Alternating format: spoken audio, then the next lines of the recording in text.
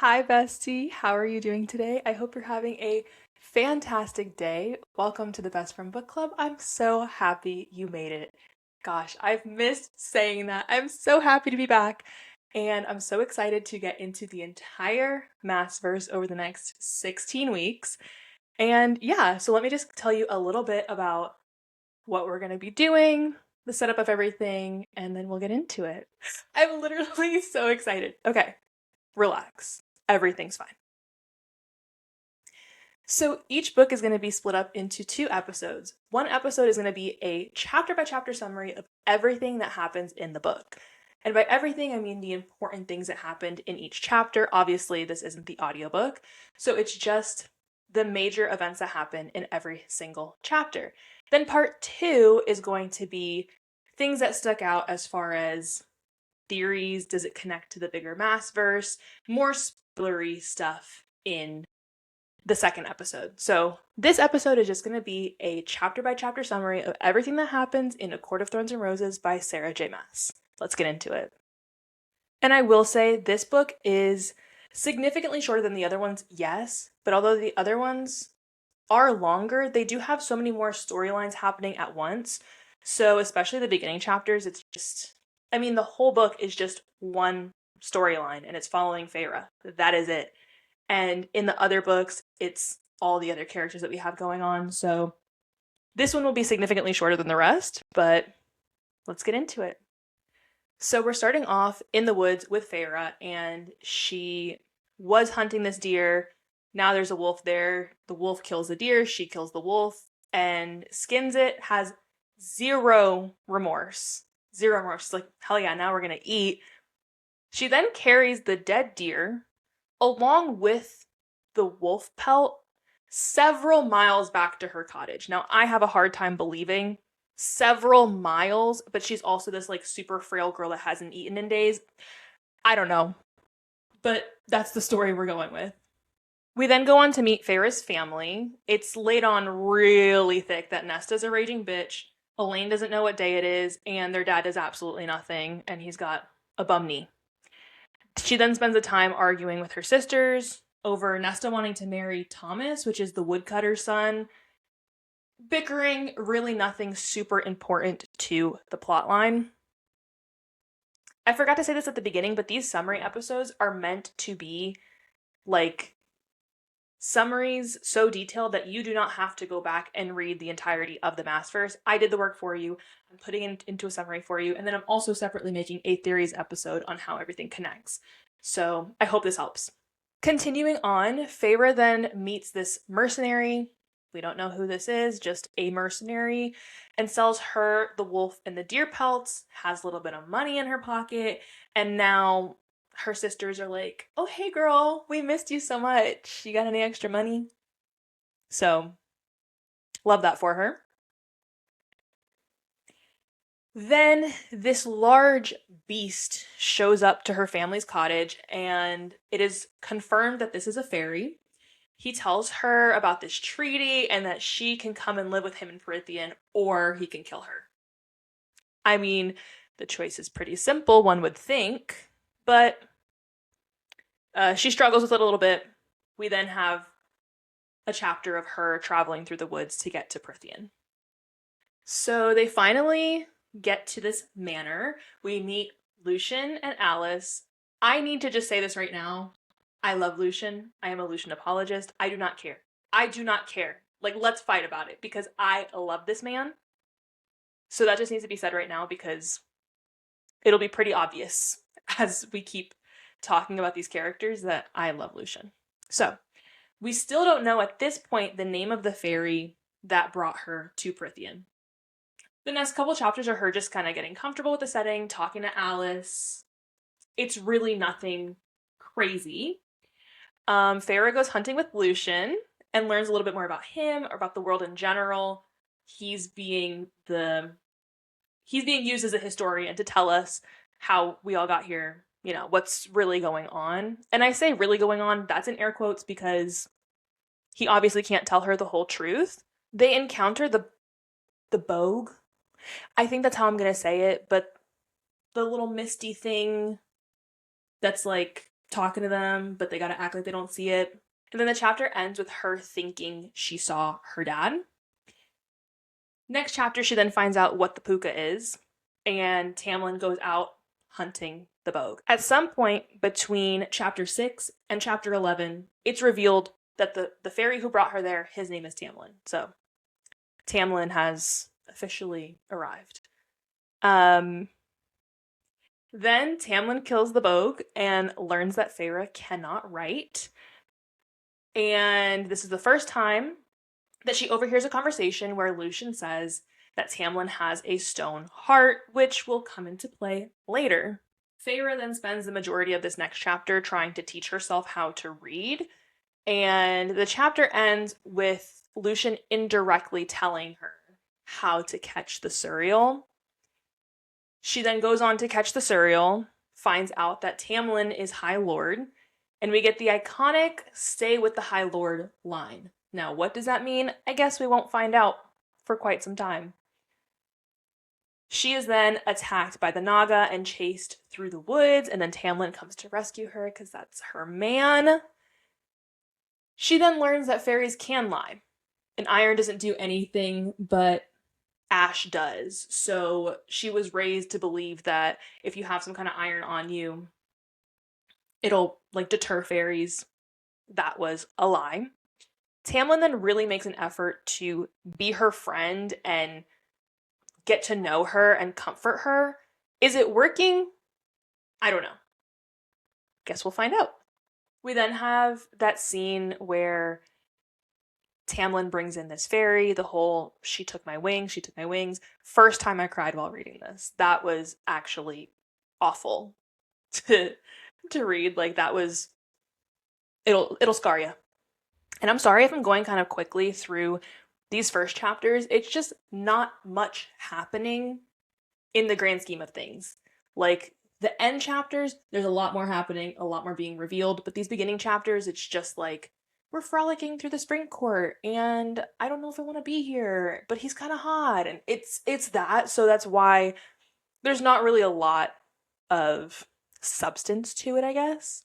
Anyways, there's a little moment. I want to call it skinny dipping, but they weren't naked, so guess it's not skinny dipping, but get down to the undergarments and go swimming in this pool of starlight. We also find out a little bit about Lucien's family, that he's the seventh. He's the youngest of 7 boys.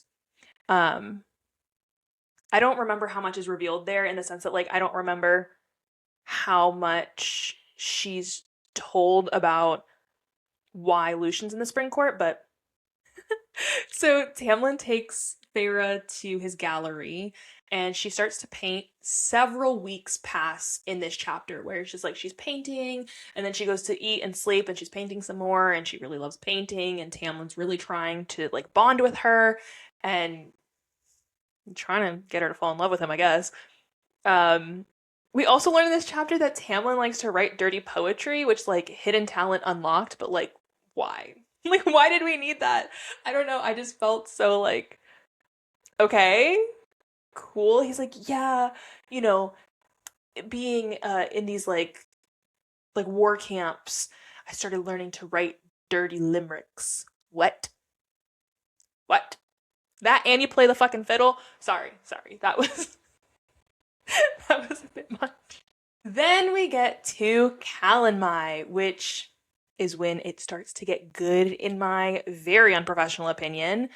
Feyre's told to stay in her room, but obviously she's just a girl. How can she be expected to listen to a man? Honestly, that was the sound of my cat, if you heard that. This is chapter 20, and in this chapter, she describes this new man that comes across her path as the most beautiful man she's ever seen. So I love that for her. She finds out that his name is Rhysand, and then she's found by Lucien and taken back to the manor. Really important to note, I guess not super important, but I would like to note that Feyre was like being cornered by these 3 fairies, and then that's when Rhysand shows up and is like, there you are, I've been looking for you. Oh, have you? Have you been looking for her? Well, there she is. Oh, Tamlin ends up finding Feyre in the hallway because she was told to stay in her room. She's then brought back, she leaves, is brought back by Lucien, and then leaves her room again. Maybe she was feeling a little peckish. I don't know why she left that room again. And then Tamlin finds her in the hallway, and he tells her that the girl that he ended up finding didn't want him to be gentle with her. As if she needed to know that. As if she really needed that piece of information. And then he bites her neck like a gentleman and leaves a significant mark. Tamlin then attempts to apologize by getting her flowers, but him and Lucien are kind of teasing her about the fact that she basically has a hickey, and I don't know why they're teasing her about it, because it's literally Tamlin. Like, he's the one that bit her. She then shows him all of the paintings that she's been working on. Later on, Tamlin, removes the glamour on Feyre, and she's able to see all of the magic around her, sees that there's fairies everywhere. They saw her acting crazy. She's a little embarrassed, but like, moving on. So we have a little bit of banter with Lucien and Feyre, which I love. I think they have way better banter than Tamlin and Feyre. I actually think Tamlin and Feyre have no banter. But so I was like, oh, when I read this the first time, I was like, oh, Tamlin's not gonna be like the end love interest. It's gonna be Lucien.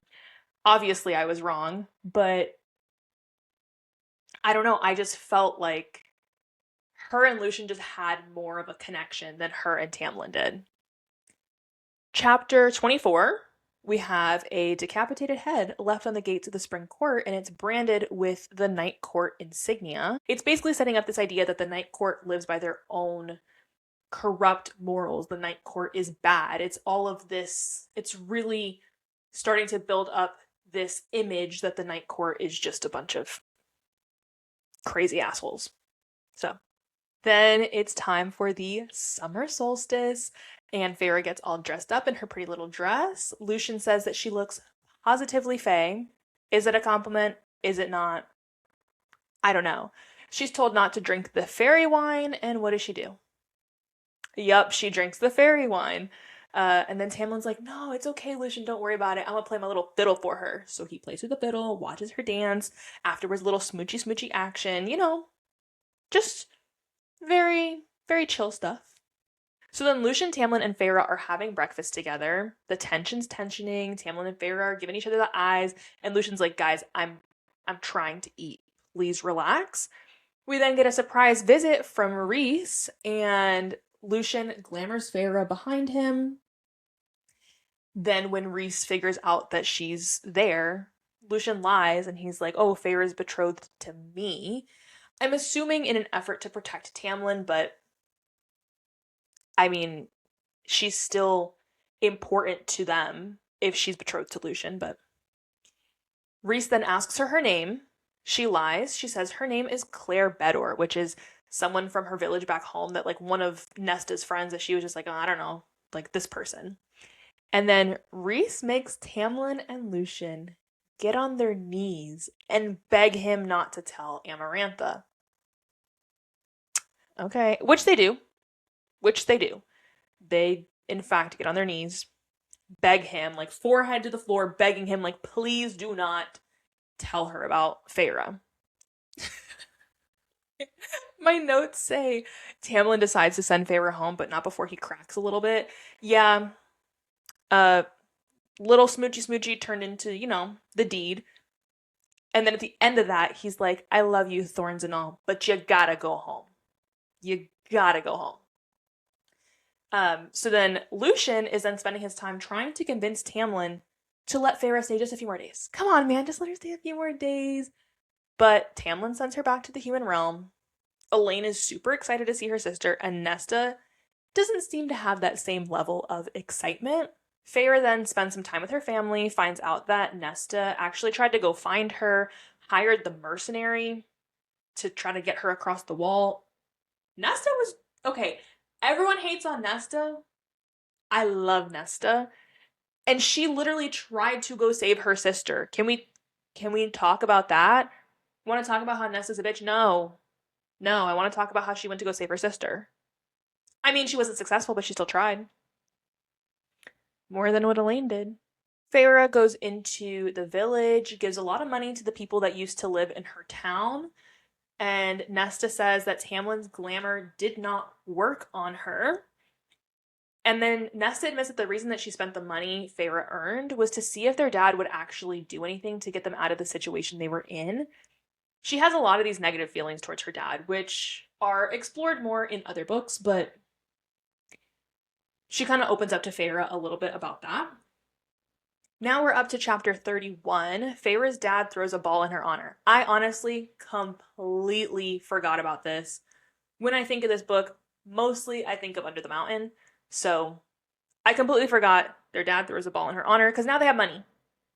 Now they have money because Tamlin was financially taking care of them. We find out that Claire's entire family was killed and that Claire's body is missing. And this is when Feyre decides to go back to Prythian to save Tamlin. Feyre then finds Alice in the Spring Court, and Alice gives her all of the background on Amarantha and Jurian and her sister Clythia, which, if you don't remember, Amarantha had a sister named Clythia who fell in love with Jurian, who at the time was a mortal warrior. Jurian basically betrayed Clythia. He was using her for information. He then tortured and killed Clythia, and then Amarantha killed Jurian, but kept his eye and a bone from one of his fingers, which his spirit is somehow still attached to. I don't fully understand that, but okay. Alice also explains the curse to Feyre and how she needed to kill a fairy with hate in her heart and then fall in love with Tamlin and tell Tamlin that she loves him for the curse to be lifted. Alice then gives Feyre 3 rules, which are: don't drink the wine, don't make deals with anyone unless your life depends on it, and don't trust a soul in there. Even Tamlin, when she's talking about, okay, you're going to go under the mountain, here's the path, but like, follow these rules. Did Feyre listen to a single one? I'll give you a minute to think about that one. Did she listen to a single one? No, the answer is no, she did not. So now we're on chapter 34. The Adder. We'll go with the Adder. The Adder catches Feyre and brings her before Amarantha and is like, I got you a gift, girl, here you go.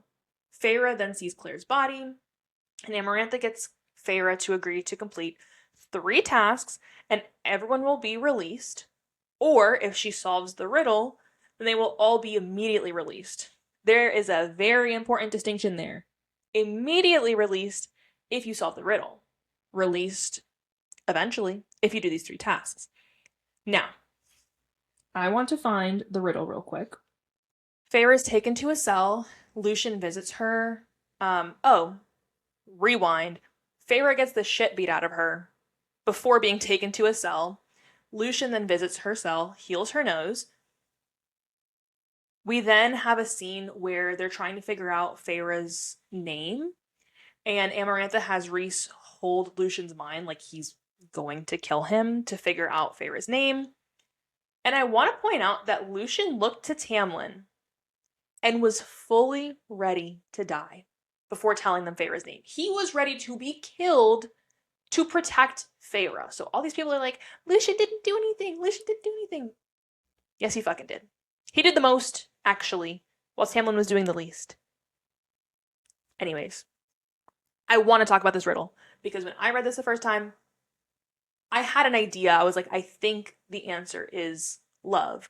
However, I wouldn't bet my life on that. And if you don't remember it, it says, there are those who seek me a lifetime but never we meet, and those I kiss but who trample me beneath ungrateful feet. At times I seem to favor the clever and the fair, but I bless all those who are brave enough to dare. By large, my ministrations are soft-handed and sweet, but scorned I become a difficult beast to defeat. For through each of my strikes lands a powerful blow. When I kill, I do it slow. Most of that riddle, to me, I was like, I don't know what the fuck you're talking about. The only thing that had me being like, okay, I might know what it is the line that says, but scorned, I become a difficult beast to defeat. That, to me, I was like, okay, well, maybe it's love. Would I bet my life on it? Absolutely fucking not. But I want to know, how long it took you to get the riddle, or were you still, once it was real, you're like, what? Please, please share with me. We then have the trial. The first trial is the Middengard worm, which, yes, I imagine the Alaskan bullworm from SpongeBob, and I still do when I read it. Lucian helps her a bit in this scene by telling her where it is. Like, he tells her, like, it's on your left, or whatever it is that he says. But again, Lucian's helping her. I don't mean to sound like that girl. However, Lucian was good to her. Like, he cared about her, and I feel like people just lump him in with Tamlin, and he wasn't like Tamlin. We also find out that only one person bet on her winning, but we don't find out who until later. And later is now. So Rhysand comes to visit her and heal her, and we find out that he's the one that bet on her winning. He makes a bargain with her, and he'll heal her arm in exchange for her staying with him in the Night Court for 1 week per month. Originally, it was way longer. They went back and forth 1 week per month. And the bargain is represented by a tattoo on her left hand running up her forearm with an eye on her palm. I'll talk about that actually in the theories video instead. Moving on. Feyre is then assigned the task of cleaning the floor with a bucket of dirty water. Lucian's mom, who is the Lady of the Autumn Court, ends up using magic to clean the bucket of water, and she says that she's doing it in exchange for Feyre offering her name in exchange for her son's life. She's then tasked with picking lentils out of a fireplace in some random room. She doesn't know who the room belongs to.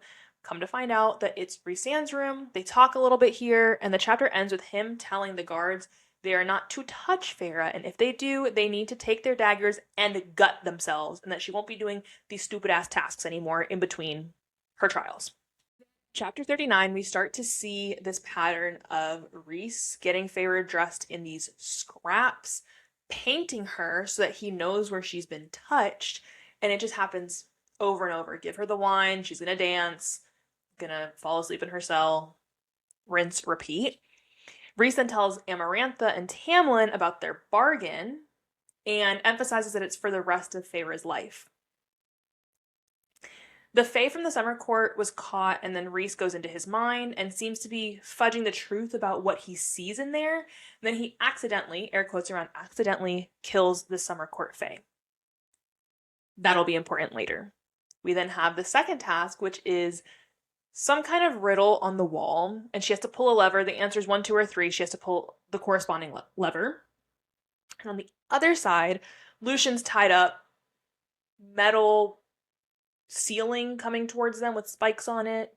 And of course, they're blunt spikes, so it's gonna hurt even more, I guess. Take a little longer. And I'm serious, like, Lucian can't catch a break. He can't catch a fucking break. And also, she's given this riddle that she has to read. She can't read. So by using the bargain on her left hand, Rhys is able to help her pick the correct answer, because he causes pain in the tattoo if she goes to pick the wrong one. After that task, Rhys goes into her cell again, and he licks the tears off of her face. And at this point, he's essentially rage baiting her just to get her to feel something that isn't this, like, despair. He's just trying to keep her sane, but the rage baiting's crazy.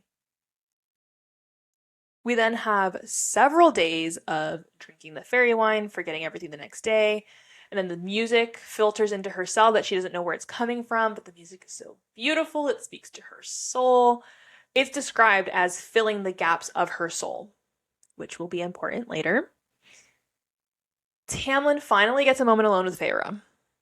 Everyone loves to talk about this one. He gets a moment alone with Feyre. He uses it to feel her up in the closet. He's not trying to get her out of there. He's just trying to get his last little piece before she gets taken out. Rhys finds them, cleans Tamlin up, kicks him out the closet, is talking to Feyre when that door goes to open again, and then Rhys kisses her. And he kisses her to be like, oh no, we were just trying to get some privacy.